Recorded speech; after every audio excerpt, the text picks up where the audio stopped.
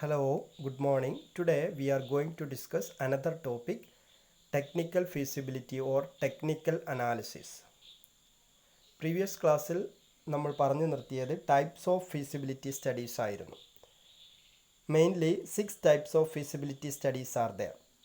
First one technical feasibility, second economic feasibility, third legal feasibility, fourth operational feasibility, fifth scheduling feasibility, and last social feasibility.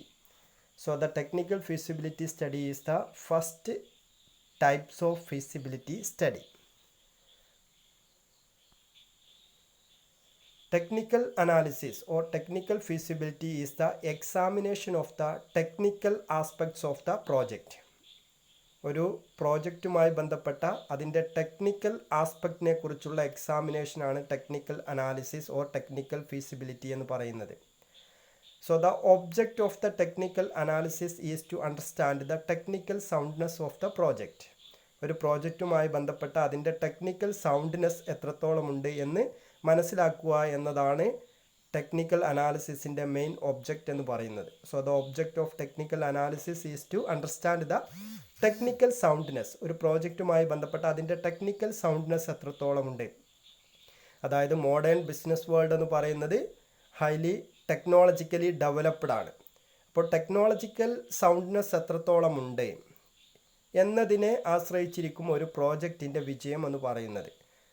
അപ്പോൾ ഒരു പ്രോജക്റ്റുമായി related ആയിട്ടുള്ള technical soundness എത്രത്തോളമുണ്ട് എന്ന് മനസ്സിലാക്കുക എന്നതാണ് technical അനാലിസിസിൻ്റെ main ആയിട്ടുള്ള object എന്ന് പറയുന്നത്. So this is considered the necessity for the long term success of the project. ഒരു പ്രോജക്റ്റിൻ്റെ ലോങ് ടേം സക്സസ്സിനെ വളരെയധികം സ്വാധീനിക്കുന്ന ഒരു ഘടകമാണ് എന്തെന്ന് പറയുന്നത് ടെക്നിക്കൽ അനാലിസിസ് എന്ന് പറയുന്നത്. So it is considered as the necessity for the long term success of the project. ഒരു പ്രോജക്റ്റിൻ്റെ ലോങ് ടേം സക്സസ്സിനെ വളരെയധികം ഇൻഫ്ലുവൻസ് ചെയ്യുന്ന അതല്ലെങ്കിൽ അത്യന്താപേക്ഷിതമായിട്ടുള്ള ഒരു ഘടകമാണ് ടെക്നിക്കൽ സൗണ്ട്നെസ് എന്ന് പറയുന്നത്. അപ്പോൾ അത് എത്രത്തോളം ഉണ്ട് എന്ന് ചെക്ക് ചെയ്യുന്നതിനെയാണ് നമ്മൾ ടെക്നിക്കൽ ഫീസിബിലിറ്റി എന്ന് പറയുന്നത്.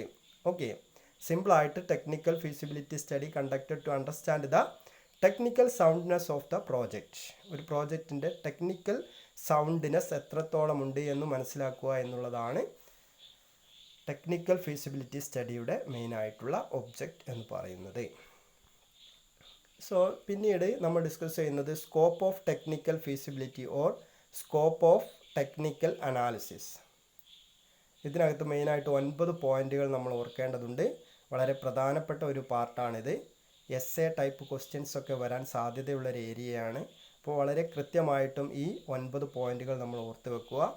Scope of technical feasibility or scope of technical analysis. First one, material inputs and utilities. Second, manufacturing process or technology. Or ടെക്നോളജിയാണ്, ഓഫ് ടെക്നോളജി അല്ല. Manufacturing process or technology. Plant capacity, location and site of the project, size of the plant, product mix, factory design, machinery and equipments and plant layout. ഇത്രയും 9 points ആണ് ഇതിൻ്റെ സ്കോപ്പായിട്ട് പറയുന്നത്. അപ്പോൾ ഇത്രയും കാര്യങ്ങൾ നമുക്ക് ഓരോന്നായിട്ട് എക്സ്പ്ലെയിൻ ചെയ്യേണ്ടതായിട്ടുണ്ട്. First one, material inputs and utilities. Second, manufacturing process or technology. Plant capacity, location and site of the project, size of the plant, product mix, factory design, then machinery and equipments and plant layout. Then first point നമുക്ക് നോക്കാം, material inputs and utilities. ഇതിനകത്ത് 2 കാര്യങ്ങളാണ് പറയുന്നത്. First one material inputs and second one utility. ഇത് രണ്ടും എന്താണെന്ന് നമുക്ക് മനസ്സിലാക്കിയാൽ മതി. ഫസ്റ്റ്ലി നമ്മൾ പറയുന്നത് material inputs. Material inputs are required for production of goods and services. ഒരു പ്രോജക്റ്റുമായി ബന്ധപ്പെട്ട അതിൻ്റെ ഗുഡ്സ് ഓർ സർവീസസ് പ്രൊഡക്ഷൻ നടത്തുന്നതിന് ആവശ്യമായിട്ടുള്ള കാര്യങ്ങളെയാണ് നമ്മൾ മെറ്റീരിയൽ ഇൻപുട്സ് എന്ന് പറയുന്നത്. Material inputs are required for production of goods and services. സാധനങ്ങളും സേവനങ്ങളും പ്രൊഡക്ഷൻ നടത്തുന്നതിന് ആവശ്യമായിട്ടുള്ള കാര്യങ്ങളാണ് മെറ്റീരിയൽ ഇൻപുട്സിനകത്ത് വരുന്നത്. It helps to assessing the availability of raw material, quality of raw material, quantity of raw material, price of raw material, factors influencing the availability of raw material etcetera. ഇത്രയും കാര്യങ്ങളൊക്കെയാണ് material ഇൻപുട്സിനകത്ത് വരുന്നത്. അപ്പോൾ ഈ കാര്യങ്ങൾ ഉണ്ടായാൽ മാത്രമേ കൊമേഴ്ഷ്യൽ ആയിട്ടുള്ള പ്രൊഡക്ഷൻ പ്രോസസ്സുകൾ നടക്കുകയുള്ളൂ. ഏതൊരു ഗുഡ്സ് ആണെങ്കിലും സർവീസസ് ആണെങ്കിലും അതിൻ്റെ പ്രൊഡക്ഷനുമായി ബന്ധപ്പെട്ട മെറ്റീരിയലിൻ്റെ availability, quality of raw material, quantity of raw material, price of raw material, factors influencing the availability of raw material, ഇത്തരം കാര്യങ്ങളെക്കുറിച്ചുള്ള പഠനത്തെയാണ് നമ്മൾ മെറ്റീരിയൽ ഇൻപുട്സ് എന്ന ഹെഡിന് താഴെ ഓർക്കേണ്ടത്. ഓക്കെ, മെറ്റീരിയലിൻ്റെ അവൈലബിലിറ്റി ഇല്ലെങ്കിൽ ഏതൊരു പ്രൊഡക്ഷനും സ്മൂത്തായിട്ട് പോവില്ല അല്ലേ. നല്ല ക്വാളിറ്റി ഉണ്ടാവണം, ക്വാണ്ടിറ്റി അവൈലബിൾ ആവണം, പ്രൈസ്, അതുപോലെ തന്നെ അതിൻ്റെ അവൈലബിലിറ്റി, ഇത്രയും കാര്യങ്ങളെക്കുറിച്ചുള്ള പഠനമാണ് മെറ്റീരിയൽ ഇൻപുട്സ് അനാലിസിസിൽ വരുന്നത്. ദെൻ യൂട്ടിലിറ്റി സ്റ്റഡിയാണ്. Utility study helps to assessing the availability of power, water, storage, transportation, communication facility, waste removals etcetera. Utility അനാലിസിസിൽ വരുന്നത് ഇൻഫ്രാസ്ട്രക്ചറൽ ഫെസിലിറ്റീസിൻ്റെ അവൈലബിലിറ്റി എത്രത്തോളമുണ്ട്. ഒരു പ്രോജക്റ്റ് നമ്മൾ എസ്റ്റാബ്ലിഷ് ചെയ്യുന്ന സമയത്ത് അതിൻ്റെ ഇൻഫ്രാസ്ട്രക്ചറൽ ഫെസിലിറ്റി നമ്മൾ കൺസിഡർ ചെയ്യണം. അപ്പോൾ ഇൻഫ്രാസ്ട്രക്ചറൽ ഫെസിലിറ്റിക്കകത്ത് വരുന്ന കാര്യങ്ങളാണ് power facility, water facility, storage facility, transportation facility, communication facility, waste removal etcetera. ഇത്തരം കാര്യങ്ങളെക്കുറിച്ചുള്ള സ്റ്റഡിയെയാണ് നമ്മൾ യൂട്ടിലിറ്റി സ്റ്റഡി എന്ന് പറയുന്നത്. ഓക്കെ, പവർ ഫെസിലിറ്റി ഇല്ല എങ്കിൽ ഒരു സ്ഥാപനം നമുക്ക് എസ്റ്റാബ്ലിഷ് ചെയ്യാൻ പറ്റുമോ? ഇല്ലല്ലോ. ഒരു ഫാക്ടറി ആണെങ്കിൽ ആ ഫാക്ടറി പ്രവർത്തിപ്പിക്കാൻ ആവശ്യമായിട്ടുള്ള ഇലക്ട്രിസിറ്റി അല്ലെങ്കിൽ പവർ കണക്ഷൻ വേണം. അപ്പോൾ പവർ കണക്ഷനുമായി ബന്ധപ്പെട്ട കാര്യങ്ങൾ എങ്ങനെയാണ്. ദെൻ വാട്ടർ ഫെസിലിറ്റി വേണം. ദെൻ പ്രൊഡക്ഷൻ നടന്നു കഴിഞ്ഞാൽ അതിൻ്റെ സ്റ്റോറേജ് ഫെസിലിറ്റി വേണം. ബിസിനസ് സ്ഥാപനം എസ്റ്റാബ്ലിഷ് ചെയ്ത് അങ്ങോട്ടുള്ള ട്രാൻസ്പോർട്ടേഷൻ ഫെസിലിറ്റി വേണം, കമ്മ്യൂണിക്കേഷൻ ഫെസിലിറ്റി വേണം, പിന്നെ പ്രൊഡക്ഷൻ നടന്നതിൻ്റെ വേസ്റ്റ് റിമൂവ് ചെയ്യാനുള്ള ഫെസിലിറ്റി വേണം. ഇത്തരം കാര്യങ്ങളെക്കുറിച്ചൊക്കെയുള്ള പഠനമാണ് യൂട്ടിലിറ്റി സ്റ്റഡി എന്ന് പറയുന്നത്. ഓക്കെ, മെറ്റീരിയൽ ഇൻപുട്സ് എന്ന് പറയുമ്പോൾ അതിനകത്ത് വരുന്നത് റോ മെറ്റീരിയലിൻ്റെ അവൈലബിലിറ്റി, റോ മെറ്റീരിയലിൻ്റെ ക്വാളിറ്റി, ക്വാണ്ടിറ്റി, പ്രൈസ്, ഇത്തരം കാര്യങ്ങളൊക്കെയാണ്. യൂട്ടിലിറ്റി സ്റ്റഡിക്കകത്ത് ഇൻഫ്രാസ്ട്രക്ചറൽ ഫെസിലിറ്റി, ഭൗതിക സാഹചര്യങ്ങളുടെ അവൈലബിലിറ്റി എത്രത്തോളം ഉണ്ട് എന്നുള്ള പഠനമാണ് യൂട്ടിലിറ്റി സ്റ്റഡി. അതിനകത്ത് power, water, storage, transportation, communication, wastage, ഇത്തരം കാര്യങ്ങളുമായി ബന്ധപ്പെട്ട കാര്യങ്ങളെക്കുറിച്ചുള്ള പഠനമാണ് യൂട്ടിലിറ്റി സ്റ്റഡി. അപ്പോൾ ഇതാണ് നമ്മൾ ടെക്നിക്കൽ അനാലിസിസിൽ ഫസ്റ്റ് നടത്തുന്നത്. Okay, material inputs and utilities, ഇതിൻ്റെ അവൈലബിലിറ്റി ഉണ്ടോ എന്ന് നോക്കും. Then second, manufacturing process or technology. Manufacturing ടെക്നോളജിയുടെ കപ്പാസിറ്റി എത്രത്തോളമുണ്ട് എന്നുള്ളതിനെക്കുറിച്ചുള്ള പഠനമാണ് മാനുഫാക്ചറിങ് പ്രോസസ് ഓർ ടെക്നോളജി എന്ന ഹെഡിന് താഴെ വരുന്നത്. അതിനകത്ത് എന്താണ് ടെക്നോളജി എന്നാണ് ആദ്യം പറയുന്നത്. Technology refers to the skill required to manufacture a product in a factory by using machineries, tools and equipments. ഒരു ഫാക്ടറിക്കകത്ത് അതിനകത്തുള്ള മിഷനറീസ്, ടൂൾസ്, എക്യുപ്മെൻറ്റ്സ് ഇതെല്ലാം ഉപയോഗിച്ചുകൊണ്ട് ഒരു പർട്ടിക്കുലർ പ്രോഡക്റ്റിൻ്റെ പ്രൊഡക്ഷൻ നടത്തുന്നതിനുള്ള സ്കില്ലിനെയാണ് നമ്മൾ ടെക്നോളജി എന്ന് പറയുന്നത്. So skill required to manufacture a product, ഒരു പർട്ടിക്കുലർ പ്രോഡക്റ്റ് മാനുഫാക്ചർ ചെയ്യാനുള്ള സ്കില്ല് ഇൻ എ ഫാക്ടറി, ഒരു ഫാക്ടറിക്കകത്ത് ഒരു പർട്ടിക്കുലർ പ്രോഡക്റ്റ് മാനുഫാക്ചറിങ് നടത്തുന്നതിനുള്ള സ്കില്ലാണ് ടെക്നോളജി എന്ന് പറയുന്നത്. Okay, so it helps in the transformation of inputs into output by using tools, devices or knowledge. ഒരു particular നോളജോ പർട്ടിക്കുലർ ഡിവൈസോ പർട്ടിക്കുലർ ടൂളോ ഉപയോഗിച്ചുകൊണ്ട് ഒരു പർട്ടിക്കുലർ ഇൻപുട്ടിനെ ഒരു പർട്ടിക്കുലർ ഔട്ട്പുട്ടാക്കി ട്രാൻസ്ഫോർമേഷൻ നടത്തലാണ് ടെക്നോളജിയിൽ നടക്കുന്നത്.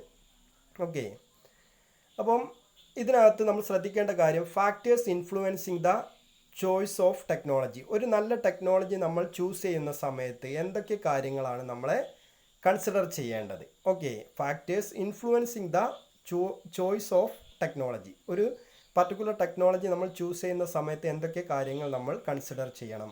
ഒന്ന്, plant capacity. Plant capacity means production കപ്പാസിറ്റിയാണ്. പ്രൊഡക്ഷൻ കപ്പാസിറ്റി നോക്കണം. ദെൻ കോസ്റ്റ് നോക്കണം. വലിയ വില വരുന്ന ടെക്നോളജി ആണെങ്കിൽ ഒരുപക്ഷെ നമുക്ക് കൺസ്യൂം ചെയ്യാൻ പറ്റില്ല, വാങ്ങിക്കാൻ പറ്റില്ല. അപ്പോൾ നമ്മൾ തുടങ്ങുന്ന പ്രോജക്റ്റിനനുസരിച്ചുള്ള ഒരു ടെക്നോളജിയെ നമുക്ക് ഉപയോഗിക്കാൻ പറ്റും. അപ്പോൾ അതിൻ്റെ കോസ്റ്റ് നോക്കണം. ദെൻ ലേറ്റസ്റ്റ് ഡെവലപ്മെൻ്റ് ആയിരിക്കണം. ടെക്നോളജി എന്ന് പറയുന്നത് ഡേ ബൈ ഡേ ചേഞ്ച് ചെയ്തുകൊണ്ടിരിക്കുന്നതാണ്. അപ്പോൾ ഏറ്റവും ലേറ്റസ്റ്റ് ടെക്നോളജി ആയിരിക്കണം നമ്മൾ ഉപയോഗിക്കേണ്ടത്. അപ്പോൾ ലേറ്റസ്റ്റ് ഡെവലപ്മെൻ്റ് ആയിരിക്കണം. Then availability of input, investment outlay, product mix, ഈ കാര്യങ്ങളൊക്കെ നോക്കിയിട്ട് വേണം ഒരു മാനുഫാക്ചറിങ് ടെക്നോളജി അല്ലെങ്കിൽ മാനുഫാക്ചറിങ് പ്രോസസ്സ് നമ്മൾ സെലക്ട് ചെയ്യാൻ വേണ്ടിയിട്ട്. Okay, factors influencing the choice of technology. ഇതാണ് അപ്പോൾ രണ്ടാമത്തെ സ്കോപ്പിനകത്ത് പറയുന്ന രണ്ടാമത്തെ പോയിന്റ് എന്ന് പറയുന്നത്. ഒന്നാമത്തെ എന്തായിരുന്നു? Material inputs and utilities. Second, manufacturing process or technology. Then ടെക്നോളജിക്കകത്ത് ഒരു കാര്യം കൂടെ പറയുന്നുണ്ട്, സോഴ്സസ് ഓഫ് ടെക്നോളജി. ഒരു നല്ല ടെക്നോളജിയെക്കുറിച്ചുള്ള അറിവ് നമുക്ക് എവിടെ നിന്നൊക്കെയാണ് കിട്ടുന്നത്, സോഴ്സസ് എന്തൊക്കെയാണ് എന്നുള്ളതാണ്. ദെൻ ഫോറിൻ കൊളാബറേറ്റേഴ്സ്, നമ്മുടെ സ്ഥാപനവുമായി പ്രവർത്തിച്ചു പോകുന്ന അതല്ലെങ്കിൽ മറ്റുള്ള വിദേശ രാജ്യങ്ങളിൽ നിന്നുള്ള കൊളാബറേറ്റേഴ്സിൽ നിന്ന് നമുക്ക് പുതിയ ഐഡിയ കിട്ടും. വിദേശ രാജ്യങ്ങളിൽ നിന്നൊക്കെയുള്ള കൊളാബറേറ്റേഴ്സിൽ നിന്നുള്ള ഐഡിയാസ്, അതാണ് ഫോറിൻ കൊളാബറേറ്റേഴ്സ് എന്ന് പറയുന്നത്. നമ്മുടെ സ്ഥാപനവുമായി സഹകരിച്ചു പോകുന്ന വിദേശ രാജ്യങ്ങളിലുള്ള സ്ഥാപനങ്ങളിൽ നിന്നൊക്കെ നമുക്ക് നല്ല ഐഡിയ കിട്ടും. Then consultancy organisation. കൺസൾട്ടൻസി ഓർഗനൈസേഷനുകളുണ്ട്. കേരളത്തിൽ കിറ്റ്കോ എന്ന് പറയുന്ന ഒരു ഓർഗനൈസേഷൻ ഉണ്ട് അല്ലേ. അപ്പോൾ ഇത്തരത്തിലുള്ള കേരള ഇൻഡസ്ട്രിയൽ കൺസൾട്ടൻസി ഓർഗനൈസേഷനാണ്. അപ്പം കിറ്റ്കോ പോലുള്ള കൺസൾട്ടൻസി ഓർഗനൈസേഷനിൽ നിന്ന് നമുക്ക് ആവശ്യമായിട്ടുള്ള സഹായങ്ങൾ അല്ലെങ്കിൽ അറിവ് കിട്ടും. Then missionary suppliers. മിഷനറി, പുതിയ പുതിയ ടെക്നോളജിക്കലായിട്ടുള്ള മിഷനറികൾ മാനുഫാക്ചറിങ് നടത്തുന്ന മിഷനറി സപ്ലയേഴ്സ് ഉണ്ട്. ഓക്കെ, അപ്പോൾ ആ മിഷനറി സപ്ലയേഴ്സിൽ നിന്ന് നമുക്ക് ആവശ്യമായിട്ടുള്ള ഇൻഫർമേഷൻ കിട്ടും. Then national research and development corporation ഉണ്ട്, NRDC എന്ന് പറയുന്ന ഓർഗനൈസേഷൻ, NRDC. ഇവരിൽ നിന്ന് ആവശ്യമായിട്ടുള്ള ഇൻഫർമേഷൻ കിട്ടും. Recruitment of suitable technological personal. നല്ല ടെക്നോളജിക്കലി ക്വാളിഫൈഡ് ആയിട്ടുള്ള പേഴ്സൺസിനെ നമ്മുടെ സ്ഥാപനത്തിൽ നമ്മൾ നിയമിക്കുമ്പോൾ അവരിൽ നിന്ന് ആവശ്യമായിട്ടുള്ള ഇൻഫർമേഷൻ കിട്ടും. Then promoters knowledge and experience. തുടങ്ങുന്ന വ്യക്തി, അതാണ് പ്രൊമോട്ടർ എന്ന് പറയുന്നത്. ഒരു പുതിയ സ്ഥാപനം തുടങ്ങുന്ന വ്യക്തിയാണ് പ്രൊമോട്ടർ എന്ന് പറയുന്നത്. അപ്പോൾ ആ പ്രൊമോട്ടറുടെ നോളജും എക്സ്പീരിയൻസും, ഇത്തരം കാര്യങ്ങളിൽ നിന്നൊക്കെയാണ് നമുക്ക് പുതിയ ടെക്നോളജിയെക്കുറിച്ചുള്ള അറിവ് കിട്ടുന്നത്. Foreign collaborators, consultancy organisation, missionary suppliers, national research and development corporation, recruitment of suitable technological personal, promoters knowledge and experiences. ഇത്രയും കാര്യങ്ങളാണ് സെക്കൻഡ് പോയിൻ്റ് ആയിട്ട് പറയുന്നത്. Okay, manufacturing process or technology. Third നമ്മൾ പറയുന്നത് പ്ലാന്റ് കപ്പാസിറ്റിയാണ്. പ്ലാന്റ് കപ്പാസിറ്റി എന്ന് പറയുന്നത് production കപ്പാസിറ്റിയാണ് കേട്ടോ, production capacity. അപ്പോൾ ഇതിനകത്ത് പറയുന്ന കാര്യങ്ങൾ എന്തൊക്കെയാണ്? So it is also called production capacity. Plant capacity is also called production capacity. It refers to the volume or number of unit that can be manufactured during a given period. ഒരു സ്ഥാപനത്തിനകത്ത് ഒരു given പീരിയഡിനകത്ത് manufacturing ചെയ്യുന്ന number of unit or volume of total volume, എത്ര ഉൽപ്പാദിപ്പിക്കുന്നുണ്ട്, അതിനെയാണ് നമ്മൾ plant capacity or production capacity എന്ന് പറയുന്നത്. Okay, so it refers to the volume or number of unit that can be manufactured during a given period. ഒരു particular പീരിയഡിനകത്ത് ഒരു ഫാക്ടറിക്കകത്ത് എത്രത്തോളം product നമ്മൾ മാനുഫാക്ചറിങ് നടത്തുന്നു, അതിൻ്റെ ടോട്ടലിനെയാണ് നമ്മൾ പ്ലാന്റ് കപ്പാസിറ്റി എന്ന് പറയുന്നത്. നമ്മളൊരു ദിവസം 10,000 ക്വാണ്ടിറ്റി ഉൽപ്പാദിപ്പിക്കുന്നുണ്ടെങ്കിൽ ആ ഫാക്ടറിയുടെ പെർ ഡേ പ്ലാന്റ് കപ്പാസിറ്റി എന്ന് പറയുന്നത് 10,000 യൂണിറ്റാണ്. ഓക്കെ, അപ്പോൾ ഒരു ദിവസം അതല്ലെങ്കിൽ പെർ മന്ത് നമ്മൾ എത്രത്തോളം ഉൽപ്പാദിപ്പിക്കുന്നുണ്ട്, അതിൻ്റെ വോളിയം എത്രത്തോളം ഉണ്ട്, അതിനെയാണ് നമ്മൾ plant capacity or production capacity എന്ന് പറയുന്നത്. ഓക്കെ, അപ്പം A-B എന്ന് പറയുന്ന 2 പ്ലാന്റ് ഉണ്ട്. A എന്ന് പറയുന്ന പ്ലാന്റ് 10,000 10,000 ക്വാണ്ടിറ്റി ഒരു ദിവസം ഉൽപ്പാദിപ്പിക്കുന്നുണ്ട്. B എന്ന് പറയുന്ന പ്ലാന്റിൽ അല്ലെങ്കിൽ ഫാക്ടറിയിൽ നമ്മൾ 5,000 ക്വാണ്ടിറ്റി 5,000 ക്വാണ്ടിറ്റിയെ ഉൽപ്പാദിപ്പിക്കുന്നുള്ളൂ എന്ന് വിചാരിക്കുക. അപ്പം A എന്ന് പറയുന്ന ഫാക്ടറിയുടെ പ്ലാന്റ് കപ്പാസിറ്റി 10,000 ആണ്. B എന്ന് പറയുന്ന ഫാക്ടറിയുടെ കപ്പാസിറ്റി 5,000 ആണ്. അപ്പോൾ പെർ ഡേ അല്ലെങ്കിൽ പെർ മന്ത് ഒരു ഫാക്ടറിക്കകത്ത് എത്രത്തോളം വോളിയം നമ്മൾ പ്രൊഡക്ഷൻ നടത്തുന്നുണ്ട്, അതിനെയാണ് plant capacity or production capacity എന്ന് പറയുന്നത്. Okay, consideration four plant capacity. ഒരു സ്ഥാപനത്തിനകത്തുള്ള പ്ലാന്റ് കപ്പാസിറ്റി നമ്മൾ ഡിസൈഡ് ചെയ്യുന്ന സമയത്ത് എന്തൊക്കെ കാര്യങ്ങൾ നമ്മൾ കൺസിഡർ ചെയ്യണം, ഇതാണ് കൺസിഡറേഷൻ ഫോർ പ്ലാന്റ് കപ്പാസിറ്റി. നമ്മളൊരു ഫാക്ടറി തുടങ്ങുകയാണ്. അപ്പോൾ ഫാക്ടറി തുടങ്ങുമ്പം അതിനകത്ത് എത്രത്തോളം ക്വാണ്ടിറ്റി നമ്മൾ ഉൽപ്പാദിപ്പിക്കുന്നുണ്ട്, അതിനനുസരിച്ച് വേണം അതിൻ്റെ ബാക്കി കാര്യങ്ങളെല്ലാം ചെയ്യാൻ. ഒരു പ്ലാന്റ് കപ്പാസിറ്റി തീരുമാനിക്കുന്ന സമയത്ത് നമ്മൾ എന്തെല്ലാം കാര്യങ്ങൾ കൺസിഡർ ചെയ്യണം എന്നുള്ളതാണ് പറയുന്നത്. ഫസ്റ്റ് വൺ, മാർക്കറ്റ് കണ്ടീഷൻ നോക്കണം. മാർക്കറ്റിനകത്ത് നമ്മൾ 10,000 യൂണിറ്റ് ഒരു ദിവസം ഉണ്ടാക്കി കഴിഞ്ഞാൽ ആ 10,000 യൂണിറ്റ് ഒരു ദിവസം മാർക്കറ്റ് ചെയ്യാൻ കഴിയുന്നുണ്ടോ എന്ന് നോക്കണം. ഇല്ല എങ്കിൽ, മാർക്കറ്റ് ചെയ്യാൻ പറ്റുന്നില്ല എങ്കിൽ അത് സ്ഥാപനത്തിൽ തന്നെ കെട്ടിക്കിടക്കും അല്ലേ. അപ്പം മാർക്കറ്റ് കണ്ടീഷൻ നോക്കിയിട്ട് വേണം പ്ലാന്റ് കപ്പാസിറ്റി അല്ലെങ്കിൽ പ്രൊഡക്ഷൻ കപ്പാസിറ്റി തീരുമാനിക്കാൻ. ഓക്കെ, അപ്പം 10,000 യൂണിറ്റ് നമുക്ക് മാർക്കറ്റ് ചെയ്യാൻ പറ്റുന്നില്ല എങ്കിൽ നമ്മൾ അത് എന്ത് ചെയ്യണം, 7,000 ആക്കണം, അല്ലെങ്കിൽ അത് 5,000 ആക്കണം. എത്രത്തോളം മാർക്കറ്റിൽ അത് വിറ്റഴിക്കാൻ പറ്റുന്നുണ്ടോ അതിനനുസരിച്ച് വേണം പ്രൊഡക്ഷൻ നടത്താൻ. അപ്പോൾ മാർക്കറ്റ് കണ്ടീഷൻ നോക്കണം. ദെൻ അവൈലബിലിറ്റി ഓഫ് റോ മെറ്റീരിയലിൻ്റെ അവൈലബിലിറ്റി നോക്കണം. 10,000 യൂണിറ്റ് നമ്മൾ ഉണ്ടാക്കുക എന്ന് പറഞ്ഞു കഴിഞ്ഞാൽ 10,000 യൂണിറ്റ് ഉണ്ടാക്കാനുള്ള റോ മെറ്റീരിയൽ അവൈലബിൾ ആണോ നോക്കണം. ഓക്കെ, അത് 20,000 യൂണിറ്റ് ഉണ്ടാക്കാനുള്ള റോ മെറ്റീരിയൽ അവൈലബിൾ ആണെങ്കിൽ, അത്രയും നമുക്ക് മാർക്കറ്റ് ചെയ്യാൻ പറ്റുന്നുണ്ടെങ്കിൽ നമുക്ക് നമ്മുടെ പ്രൊഡക്ഷൻ കപ്പാസിറ്റി 20,000 ആക്കി ഉയർത്താം. അപ്പം അവൈലബിലിറ്റി ഓഫ് റോ മെറ്റീരിയൽ നോക്കണം. ദെൻ ഗവൺമെൻറ്റിൻ്റെ റൂൾസ് ആൻഡ് റെഗുലേഷൻ കൺസിഡർ ചെയ്യണം. ദെൻ ഫിനാൻഷ്യൽ റിസോഴ്സസ് കൺസിഡർ ചെയ്യണം. ദെൻ മാനേജീരിയൽ റിസോഴ്സസ് കൺസിഡർ ചെയ്യണം. ഓക്കെ, ഇത്തരം കാര്യങ്ങളൊക്കെ കൺസിഡർ ചെയ്ത് വേണം ഒരു സ്ഥാപനത്തിൻ്റെ പ്ലാന്റ് കപ്പാസിറ്റി അല്ലെങ്കിൽ പ്രൊഡക്ഷൻ കപ്പാസിറ്റി നമ്മൾ തീരുമാനിക്കാൻ. Market condition, availability of raw material, government rules and regulation, financial resources, then managerial resources. ഇത്രയാണ് പ്ലാന്റ് കപ്പാസിറ്റി എന്നുള്ള തേർഡ് ഹെഡിന് താഴെ നമ്മൾ പറയുന്നത്. 3 ഹെഡുകളാണ് നമ്മൾ പറഞ്ഞത്. ഫസ്റ്റ് വൺ എന്തായിരുന്നു? Material inputs and utility. Second, manufacturing process or technology. Third, plant capacity. Then fourth, plant location ആണ്. Plant location, it refers to a fairly broad area where the enterprise is to be established, like city, industrial zone or coastal area. ഒരു സ്ഥാപനം നമ്മൾ establish ചെയ്യുന്ന fairly broad area, വിശാലമായ ഒരു ഏരിയയാണ് നമ്മൾ എന്തെന്ന് പറയുന്നത്? പ്ലാന്റ് ലൊക്കേഷൻ എന്ന് പറയുന്നത്. Okay, plant location is a fairly broad area where the enterprise is to be establish. ഒരു ഇൻഡസ്ട്രിയൽ യൂണിറ്റ് നമ്മൾ എസ്റ്റാബ്ലിഷ് ചെയ്യുന്ന ഒരു ഫെയർലി ബ്രോഡ് ഏരിയ, വിശാലമായ ഒരു ഏരിയയാണ് നമ്മൾ എന്തെന്ന് പറയുന്നത്? Plant location. അതെന്താവാം? ലൈക്ക് എ സിറ്റി, ഒരു സിറ്റിക്കകത്താവാം, ഒരു ഇൻഡസ്ട്രിയൽ സോൺ ആവാം, അതല്ലെങ്കിൽ ഒരു കോസ്റ്റൽ ഏരിയ ആവാം, തീരപ്രദേശം കോസ്റ്റൽ ഏരിയ ആവാം, ഇൻഡസ്ട്രിയൽ സോൺ ആവാം, ഒരു സിറ്റിക്കകത്താവാം. അപ്പോൾ ഇങ്ങനെ നമ്മൾ ഒരു സ്ഥാപിക്കുന്ന സ്ഥാപനത്തിൻ്റെ ഒരു ഫെയർലി ബ്രോഡ് ഏരിയ ആയിട്ട് നമ്മൾ പറയുന്നതാണ് plant location. Okay, MIC college എവിടെയാണെന്ന് ചോദിച്ചു കഴിഞ്ഞാൽ പുറത്തു നിന്നാണെങ്കിൽ നമുക്ക് എന്ത് പറയാം? മലപ്പുറം ജില്ലയിലാണ് എന്ന് പറയാം. Okay, so it is a fairly broad area. അതല്ലെങ്കിൽ വെള്ളുവമ്പറത്താണെന്ന് പറയാം. So it is a fairly broad area. അങ്ങനെ ഒരു വിശാലമായ അർത്ഥത്തിൽ ഒരു ലൊക്കേഷൻ നമ്മൾ പറയുമ്പോൾ അതിനെയാണ് നമ്മൾ എന്തെന്ന് പറയുന്നത്, അല്ലെങ്കിൽ ഒരു സ്ഥലത്തെക്കുറിച്ച് നമ്മൾ പറയുമ്പോൾ അതിനെയാണ് പ്ലാന്റ് ലൊക്കേഷൻ എന്ന് പറയുന്നത്. The location of the project has to be decided judicially and objectively. ഒരു ലൊക്കേഷൻ ഒരു പ്രോജക്റ്റിൻ്റെ ലൊക്കേഷൻ നമ്മൾ തീരുമാനിക്കേണ്ടത് എന്താണ്? വളരെ ജുഡീഷ്യലി ആയിട്ടാണ്, വളരെ ഒബ്ജക്റ്റീവ്ലി ആയിട്ടാണ്. അങ്ങനെ പറയാൻ കാരണം എന്താ?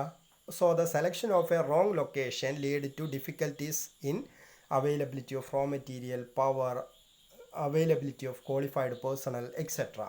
ഒരു റോങ് ആയിട്ടുള്ള ലൊക്കേഷനാണ്. ഒരു സ്ഥാപനം എസ്റ്റാബ്ലിഷ് ചെയ്യുന്ന ഫെയർലി ബ്രോഡ് ഏരിയയാണ് നമ്മൾ ലൊക്കേഷൻ എന്ന് പറഞ്ഞു. അപ്പോൾ ഒരു ലൊക്കേഷൻ തീരുമാനിക്കുമ്പോൾ അത് തെറ്റായി പോയിട്ടുണ്ടെങ്കിൽ ആ പ്രോജക്റ്റിനെ സംബന്ധിച്ചിടത്തോളം അവയുടെ റോ മെറ്റീരിയലിൻ്റെ അവൈലബിലിറ്റി ഉണ്ടാവില്ല, അതുപോലെ തന്നെ പവർ, അതുപോലെ തന്നെ വാട്ടർ, കമ്മ്യൂണിക്കേഷൻ, ട്രാൻസ്പോർട്ടേഷൻ, ഇത്തരത്തിലുള്ള ഇൻഫ്രാസ്ട്രക്ചർ ഫെസിലിറ്റിയുടെ എല്ലാം അവൈലബിലിറ്റി ഇല്ലാതാവും.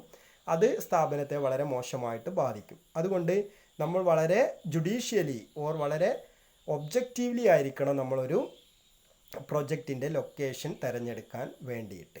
ഓക്കെ, ലൊക്കേഷൻ പാളിപ്പോയിട്ടുണ്ടെങ്കിൽ ആ പ്രൊജക്റ്റിനെ അത് വളരെ മോശമായിട്ട് ബാധിക്കും. അതുകൊണ്ട് വളരെ ശ്രദ്ധിച്ചു വേണം നമ്മളൊരു ലൊക്കേഷൻ തിരഞ്ഞെടുക്കാൻ. അങ്ങനെ ഒരു ലൊക്കേഷൻ നമ്മൾ തിരഞ്ഞെടുക്കുന്ന സമയത്ത് എന്തൊക്കെ കാര്യങ്ങൾ ശ്രദ്ധിക്കണമെന്നുള്ളതാണ് ഫാക്ടേഴ്സ് ഡിറ്റർമിനിങ് പ്ലാന്റ് ലൊക്കേഷൻ. ഒരു പ്രൊജക്റ്റിൻ്റെ പ്ലാന്റ് ലൊക്കേഷൻ, അത് എസ്റ്റാബ്ലിഷ് ചെയ്യുന്ന സ്ഥലത്തെ നമ്മൾ തീരുമാനിക്കുന്ന സമയത്ത് എന്തെല്ലാം കാര്യങ്ങൾ കൺസിഡർ ചെയ്യണം? അവിടെ കൺസിഡർ ചെയ്യേണ്ട കാര്യങ്ങളാണ്: first one, availability of raw material, then nearness of market, availability of infrastructural facility, availability of transportation and communication facility, availability of qualified person, then climate condition, then government policy. ഇത്രയും കാര്യങ്ങൾ consider ചെയ്ത് വേണം ഒരു location നമ്മൾ തിരഞ്ഞെടുക്കാൻ. Okay, ഒന്നുകൂടെ പറയാം. Availability of raw material ലഭ്യമല്ലാത്ത ഒരു സ്ഥലത്ത് നമുക്ക് കൊണ്ടുപോയി ഫാക്ടറി സ്ഥാപിച്ചിട്ടുണ്ടെങ്കിൽ റോ മെറ്റീരിയൽ കിട്ടില്ല, അപ്പോൾ സ്ഥാപനം പൂട്ടി പോവേണ്ടി വരും. ദെൻ നിയർനെസ് ഓഫ് മാർക്കറ്റ്, നമ്മൾ പ്രൊഡ്യൂസ് ചെയ്യുന്ന പ്രോഡക്റ്റ് പെട്ടെന്ന് മാർക്കറ്റ് ചെയ്യാൻ പറ്റണം. അപ്പം ആ മാർക്കറ്റിനോട് അടുത്ത് വേണം നമ്മൾ എന്ത് ചെയ്യണം, ഒരു ഫാക്ടറി സ്ഥാപിക്കാൻ വേണ്ടിയിട്ട്. Then availability of infrastructural facility, infrastructural ഫെസിലിറ്റിക്കകത്ത് വരുന്ന കാര്യങ്ങളാണ് power, water, transportation facility, communication facility, then waste removal, ഇത്തരത്തിലുള്ള ഫെസിലിറ്റിയൊക്കെ ഉണ്ടോ നോക്കണം. Then availability of transportation, communication, then availability of qualified person. ഇത് വളരെ പ്രധാനപ്പെട്ട ഒരു ഘടകം. ഏതൊരു ഫാക്ടറിക്കാണെങ്കിലും ആ ഫാക്ടറിക്കകത്ത് പ്രവർത്തിക്കാനുള്ള വർക്കേഴ്സിനെ, ക്വാളിഫൈഡ് ആയിട്ടുള്ള ആളുകൾ വേണം. ദെൻ ക്ലൈമറ്റ് കണ്ടീഷൻ നോക്കണം, ഗവൺമെൻറ് പോളിസി നോക്കണം. ഇത്തരം കാര്യങ്ങളൊക്കെ നോക്കി വേണം പ്ലാന്റ് ലൊക്കേഷൻ തീരുമാനിക്കാൻ. Then 5th point, selection of site. സൈറ്റാണ് ഇനി നമ്മൾ പറയുന്നത്, selection of site. Location and site are different. ഇതെപ്പോഴും എല്ലാവർക്കും മാറിപ്പോകുന്ന ഒരു കാര്യമാണ്. ലൊക്കേഷൻ ആൻഡ് സൈറ്റ് ഇത് രണ്ടും സെയിം ആണോ എന്ന് നമുക്ക് തോന്നാം. Okay, location and sites are different. Location refers to a fairly broad area in which an enterprise is to be establish. ഒരു ബിസിനസ് സ്ഥാപനം എസ്റ്റാബ്ലിഷ് ചെയ്യുന്ന ഒരു ഫെയർലി ബ്രോഡ് ഏരിയ, വിശാലമായ ഒരു ഏരിയയാണ് നമ്മൾ എന്തെന്ന് പറയുന്നത്, ലൊക്കേഷൻ എന്ന് പറയുന്നത്. But site refers to a specific piece of land where the project should be set up. നമ്മൾ പ്രൊജക്റ്റ് എസ്റ്റാബ്ലിഷ് ചെയ്യുന്ന ആ ഒരു സ്പെസിഫിക് പീസ് ഓഫ് ലാൻഡിനെയാണ്, കൃത്യമായിട്ട് എവിടെയാണ് അത് എസ്റ്റാബ്ലിഷ് ചെയ്യുന്നത്, അതിൻ്റെ കറക്റ്റ് സ്ഥലത്തെയാണ് നമ്മൾ എന്തെന്ന് പറയുന്നത്, സൈറ്റ് എന്ന് പറയുന്നത്. നേരത്തെ നമ്മൾ പറഞ്ഞു MIC കോളേജ് എവിടെയാണെന്ന് ചോദിച്ചു കഴിഞ്ഞാൽ നമുക്ക് അത് വെള്ളുവമ്പ്രമാണെന്ന് പറയാം. അതിൻ്റെ എക്സാക്റ്റ് പ്ലേസ് എന്ന് പറഞ്ഞു കഴിഞ്ഞാൽ അത്താണിക്കലാണ്, അല്ലേ, അത്താണിക്കൽ. അപ്പം ആ MIC കോളേജ് യഥാർത്ഥത്തിൽ നിലനിൽക്കുന്നത് എവിടെയാണോ അതിൻ്റെ എക്സാക്റ്റ് പ്ലേസിനെയാണ് സൈറ്റ് എന്ന് പറയുന്നത്. അതിൻ്റെ ഒരു ഫെയർലി ബ്രോഡ് ഏരിയ, വിശാലമായ ഒരു ഏരിയ ആയിട്ട് പറയുമ്പോൾ അതിനെ നമുക്ക് എന്തെന്ന് പറയാം, ലൊക്കേഷൻ എന്നും പറയാം. Okay, so it is a specific piece of land where the project should be set up. ഒരു പ്രോജക്റ്റ് നമ്മൾ സെറ്റപ്പ് ചെയ്യുന്ന ആ ഒരു സ്പെസിഫിക് പീസ് ഓഫ് ലാൻഡിനെയാണ്, യഥാർത്ഥ സ്ഥലത്തെയാണ് നമ്മൾ എന്തെന്ന് പറയുന്നത്, സൈറ്റ് എന്ന് പറയുന്നത്. At the time of selecting the exact site the following point should be considered. ഒരു എക്സാക്റ്റ് ആയിട്ടുള്ള യഥാർത്ഥത്തിലുള്ള നല്ലൊരു സൈറ്റ് നമ്മൾ തിരഞ്ഞെടുക്കുന്ന സമയത്ത് താഴെ പറയുന്ന കാര്യങ്ങൾ നമ്മൾ കൺസിഡർ ചെയ്യണം. Okay, level of ground. അത് ബിസിനസ് സ്ഥാപനം സ്ഥാപിക്കുന്ന സ്ഥലമാണ്. അതുകൊണ്ട് തന്നെ ആ ഗ്രൗണ്ടിൻ്റെ ലെവൽ എങ്ങനെയാണ് എന്നുള്ളത് നോക്കണം. ഓക്കെ, ലെവലായിട്ടുള്ള ഗ്രൗണ്ട് ആണെങ്കിൽ നമുക്ക് എന്ത് ചെയ്യാൻ പറ്റും, ഫാക്ടറിയൊക്കെ പെട്ടെന്ന് എസ്റ്റാബ്ലിഷ് ചെയ്യാം. എന്നാൽ മോശമായിട്ടുള്ള സ്ഥലമാണെങ്കിൽ എന്ത് ചെയ്യേണ്ടി വരും, ഒത്തിരി വർക്ക് നമുക്ക് കൂടുതൽ വരും. അപ്പോൾ ലെവൽ ഓഫ് ഗ്രൗണ്ട് നോക്കണം. ദെൻ അങ്ങോട്ടുള്ള ട്രാൻസ്പോർട്ടേഷൻ ഫെസിലിറ്റി നോക്കണം, കമ്മ്യൂണിക്കേഷൻ ഫെസിലിറ്റി നോക്കണം, load bearing capacity of ground, ഗ്രൗണ്ടിൻ്റെ ലോഡ് ബിയറിംഗ് കപ്പാസിറ്റി നോക്കണം. വലിയ ബിൽഡിംഗ് ഒക്കെ എടുക്കുമ്പോൾ ആ ബിൽഡിങ്ങിനെ താങ്ങാനുള്ള കപ്പാസിറ്റി ഗ്രൗണ്ടിനുണ്ടോ എന്ന് നോക്കണം. Okay, load bearing capacity of ground. Then availability of infrastructural facility. Then facility of waste removal. ഇത് വളരെ പ്രധാനപ്പെട്ട ഒരു ഘടകമാണ്. ഒരു ഫാക്ടറിയൊക്കെ ആകുമ്പോൾ ഒത്തിരി വേസ്റ്റ് ഉണ്ടായിരിക്കും. അപ്പോൾ ആ വേസ്റ്റ് റിമൂവ് ചെയ്യാനുള്ള ഫെസിലിറ്റി ഉണ്ടോ നോക്കണം. അതല്ലെങ്കിൽ എന്താണ്, സൊസൈറ്റിയിൽ നിന്ന് വളരെ വലിയ തോതിലുള്ള പ്രതിഷേധങ്ങളും കാര്യങ്ങളൊക്കെ ഉണ്ടാവും. അത് ഫാക്ടറി അടച്ചുപൂട്ടലിലേക്ക് നീങ്ങും. അപ്പോൾ വേസ്റ്റ് റിമൂവൽ, സമൂഹത്തിന് പ്രയാസമില്ലാത്ത രീതിയിൽ വേസ്റ്റ് റിമൂവ് ചെയ്യാനുള്ള ഫെസിലിറ്റി ഉണ്ടോ, ഇൻഫ്രാസ്ട്രക്ചർ ഫെസിലിറ്റി ഉണ്ടോ, load bearing capacity of ground, then communication facility, transportation facility, level of ground, ഇത്രയും കാര്യങ്ങളൊക്കെ നോക്കി വേണം നമ്മളൊരു സൈറ്റ് സെലക്ട് ചെയ്യാൻ വേണ്ടിയിട്ട്. ഓക്കെ, 9 പോയിൻ്റാണ് ഇതിനകത്തുള്ളത്. നമ്മൾ ആദ്യ വീഡിയോയിൽ ആദ്യത്തെ ഒരു 5 പോയിൻ്റ് നമ്മൾ പറഞ്ഞിട്ടുണ്ട്. ബാക്കി 4 പോയിൻ്റ് നമുക്ക് അടുത്ത ക്ലാസ്സിൽ ചെയ്യാം. ഓക്കെ, അപ്പോൾ ഇന്ന് പറഞ്ഞിട്ടുള്ളത് എന്താണ് ടെക്നിക്കൽ അനാലിസിസ് എന്ന് പറഞ്ഞു. ഓക്കെ, ടെക്നിക്കൽ അനാലിസിസ് എന്ന് പറയുന്നത് ടെക്നിക്കൽ സൗണ്ട്നെസ് ചെക്ക് ചെയ്യുകയാണെന്ന് പറഞ്ഞു, അല്ലേ. ഒരു പ്രോജക്റ്റുമായി ബന്ധപ്പെട്ട് അതിൻ്റെ ടെക്നിക്കൽ സൗണ്ട്നെസ് എത്രത്തോളം ഉണ്ട് എന്ന് ചെക്ക് ചെയ്യലാണ് ടെക്നിക്കൽ അനാലിസിസ്. അതിനകത്ത് 9 പോയിൻറ്റ്സ് വരുന്നുണ്ട് സ്കോപ്പായിട്ട്. അപ്പോൾ അതിനകത്ത് first one material inputs and utilities, then manufacturing process and technology, process or technology, then next plant capacity, then plant location, then selection of site. ഇത്രയും കാര്യങ്ങളാണ് നമ്മൾ പറഞ്ഞിട്ടുള്ളത്. ബാക്കി കാര്യങ്ങൾ നമുക്ക് അടുത്ത ക്ലാസ്സിൽ ഡിസ്കസ് ചെയ്യാം. Okay, thank you.